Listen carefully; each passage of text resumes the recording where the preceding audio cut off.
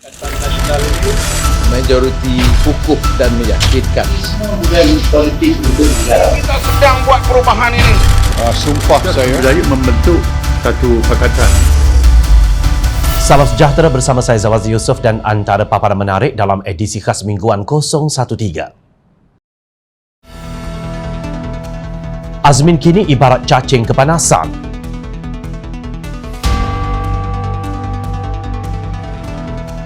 Kerjasama dengan UMNO biar kekal berprinsip, jangan hina umpama pelacur.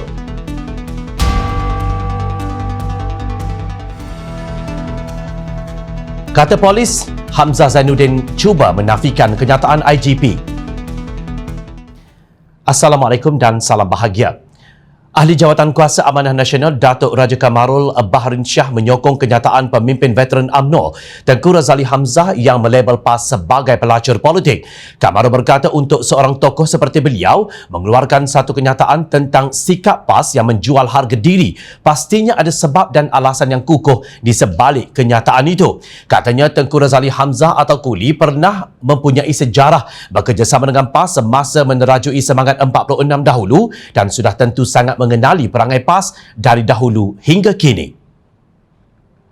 Raja Kamarul berkata selepas pemergian Allahyarham Datuk Nik Abdul Aziz Nikmat, PAS dilihat amat konsisten menjual dirinya demi kuasa semata-mata tanpa memikirkan prinsip perjuangan. Ketika seluruh Malaysia mengkritik Datuk Seri Najib Tun Razak kerana skandal Mega Global 1MDB, PAS masih mempertahankan Najib lebih dari ahli UMNO sendiri.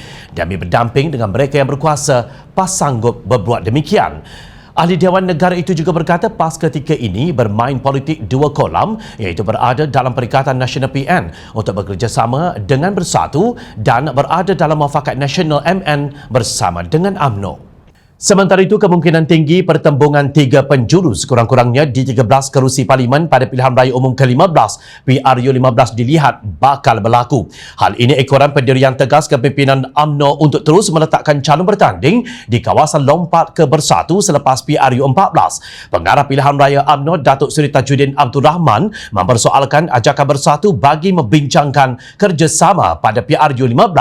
Ahli Parlimen Pasir Salat itu menegaskan UMNO sudah membuat keputusan untuk mengambil semula semua kawasan milik mereka. Isnin lalu, Ketua Penerangan Perikatan Nasional PN Datuk Seri Muhammad Azmin Ali yang juga Ahli Majlis Tertinggi Parti Pribumi Bersatu Malaysia atau Bersatu mengajak UMNO untuk kembali ke meja rundingan. Bekas pemimpin PKR itu berkata rundingan itu bagi membincangkan sekurang-kurangnya 13 kerusi Parlimen yang menjadi salah satu punca keretakan dalam kerjasama UMNO Bersatu. Dalam masa sama, Azmin yang juga ahli Parlimen Gombak itu berkata UMNO tidak harus memusnahkan kerajaan PN yang dibina bersama sejak setahun lalu. Mengulas kenyataan pengarah pilihan raya PN itu, Tajuddin bagaimanapun menegaskan tiada sesiapa yang mahu memusnahkan kerajaan PN. Pada 4 Mac lalu, Majlis Kerja Tertinggi MKT UMNO dalam kenyataannya memaklumkan keputusan mesyuarat pada 19 Februari mengenai tiada kerjasama parti itu dengan Bersatu pada PRU15. Walau bagaimanapun UMNO meneruskan kebersamaan dalam kerajaan PN sehingga pembubaran Parlimen. Dalam perkembangan sama, Timbalan Pengerusi UMNO Johor Datuk Nur Jazlan Muhammad mendakwa Ketua Penerangan Perikatan Nasional PN Datuk Seri Muhammad Azmin Ali mula risau seperti cacing kepanasan dengan nasib beliau pada pilihan raya umum ke-15 sehingga sanggup mengadakan rundingan mengenai pembahagian 13 kerusi panas. Menurut Nur Jazlan, Ahli Parlimen Gombak itu mungkin dapat merasakan kedudukannya di kerusi berkenaan sudah tidak selamat kerana rakyat sudah mampu menilai kredibiliti dan kejujurannya sebagai seorang pemimpin. Beliau berkata demikian ketika mengulas kenyataan Muhammad Azmin yang mewakili PN untuk mengajak UMNO kembali ke meja rundingan bagi berbincang mengenai pembahagian 12 kerusi panas yang menjadi punca keretakan hubungan dua parti berkenaan. Nur Jazlan yang juga Ketua UMNO bahagian Pulai berkata ahli UMNO sudah nampak sifat kepura-puraan pemimpin PN yang hanya mahu bekerjasama untuk mereka kekal berkuasa dan bukannya demi kesejahteraan secara bersama. Jelas beliau rakyat pula mula nampak bahawa kerajaan PN hanya bersifat sementara dan lebih berretorik dalam membela nasib mereka. Sebaliknya hanya sibuk membeli wakil rakyat supaya lompat parti serta menyokong perikatan berkenaan. Katanya lagi, orang UMNO sudah lali dengan kepuraan dan pengkhianatan wakil rakyat yang suka lompat parti itu termasuk Azmin Ali. Pemuda Amanah Selangor menuntut tindakan undang-undang dikenakan terhadap Menteri Perumahan dan Kerajaan Tempatan Zuraida Kamaruddin yang didakwa telah melanggar prosedur operasi standard SOP COVID-19. Ketuanya Fauzi Hashim berkata Zuraida didakwa secara terang-terangan melanggar SOP yang telah pun ditetapkan Majlis Keselamatan Negara MKN kerana menganjurkan program Fun Ride di Ampang pada 13 Mac lalu. Pemuda Amanah Selangor menyeru kerajaan menghentikan dasar pilih kasih seolah-olah SOP untuk rakyat dan menteri mempunyai perbezaan darjat. Adalah tidak adil sekiranya rakyat dikompaun RM10,000 hanya kerana tidak memakai pelitup muka. Tetapi pada masa yang sama, menteri bebas melanggar SOP tanpa sebarang tindakan. Terdahulu MKN pada 10 Mac lalu mengeluarkan SOP Am Perintah Kawalan Pergerakan Pemulihan PKPP yang menyenaraikan beberapa aktiviti yang tidak dibenarkan. Ini termasuk aktiviti melibatkan pergerakan dan perkumpulan ramai yang menyukarkan pencarakan fizikal seperti fun run, fun ride, marathon, triathlon dan lain-lain aktiviti. Sementara itu di Facebook Zuraida, Ahli Majlis Pimpinan Tertinggi MPT Parti Peribumi Bersatu Malaysia Bersatu itu dilihat berkongsi beberapa gambar program Fun Ride di bawah program Norma Baharu Rekreasi yang dirasmikannya. Menurut Ahli Parlimen Ampang itu, aktiviti berkenaan sebagai salah satu bentuk riadah dalam keadaan norma baharu dan para pengunjung telah diseru untuk memastikan setiap SOP yang ditetapkan untuk dipatuhi setiap masa. Pengarah Komunikasi Amanah Nasional Khalid Samad menyifatkan Menteri di Jabatan Perdana Menteri Parlimen dan Undang-Undang Datuk Seri Taqiyuddin Hassan seolah-olah cuba menghentikan bantahan orang ramai terhadap proklamasi darurat apabila mengatakan penubuhan jawatan kuasa pendapatan proklamasi darurat adalah tidak berdasarkan undang-undang. Menurut beliau, Taqiyuddin sengaja mengeluarkan kenyataan sedemikian sebagai usaha menakutkan dan menghalang mereka yang ingin menandatangani petisyen berkenaan.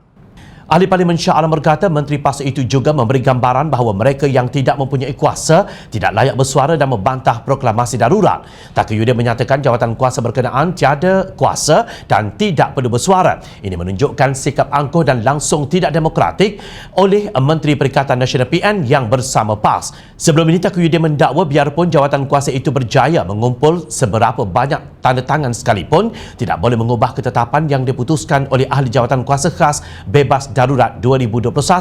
Ini kerana katanya dalam Ordinan Darurat Kuasa-Kuasa Perlu 2021, hanya Jawatan Kuasa Khas Bebas Darurat yang mempunyai autoriti menasihatkan Yang di-Pertuan Agong sama ada darurat ingin ditamatkan lebih awal berbanding bulan Ogos atau ditamatkan.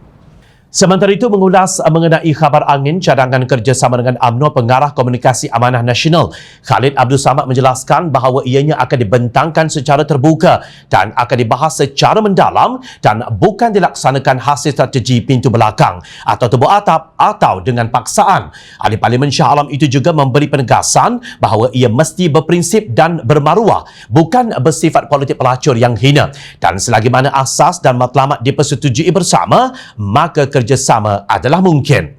Namun katanya jika ianya berlaku secara realitinya, semestinya UMNO perlu berubah dan tidak lagi dilihat sebagai pengamal politik rasuah dan korup. Beliau turut berkata sekiranya benar UMNO telah insaf dan ingin kembali kepada jalan yang lurus, maka semestinya kita membantunya dan bersamanya. Sememangnya reformasi politik yang diperjuangkan termasuk membawa perubahan kepada budaya politik lama yang diamalkan pengamal politik negara, ia dari segi politik perkauman, rasuah dan salah guna kuasa kepada politik bermaruah dan berprinsip. Tetapi persoalannya, adakah UMNO telah berubah? Bagi Amanah katanya pendekatan PH++ yang diusahakan untuk PRU15 bererti PH yang memimpin, yang lain mengikut dan menambah lagi sokongan dan kerusi pada PH. Dalam pada itu perlu ditanya adakah UMNO akan sanggup main second fiddle atau menjadi pengikut pada PH. Apapun katanya, ianya memerlukan perbincangan dan perbahasan yang tuntas oleh pimpinan PH sesegera mungkin, kerana kalau ianya tidak dimuktamadkan secara tuntas, maka peluang untuk memenangi PRU ke-15 semakin tipis.